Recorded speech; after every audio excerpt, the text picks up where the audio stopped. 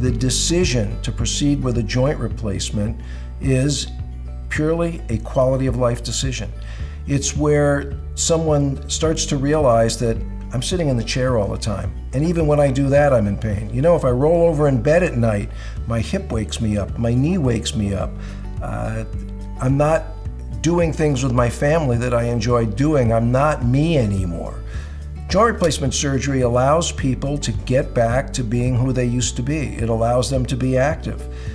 When I was a young boy in Brooklyn, my family all lived on one block at the time, and we would run up and down the block and visit their relatives. And there was one house where there was a porch, and there were always people sitting on the front porch.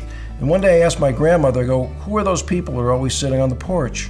And she said, those are the invalids. And I said, well, what are invalids? She goes, those are people that can't walk. I go, why can't they walk? And she'd go, because they're invalids. At any rate, those invalids are now playing tennis, they're climbing mountains, they're fishing with their family, they have their lives back. And joint replacement has allowed us to give folks quality of life that they otherwise wouldn't be able to have.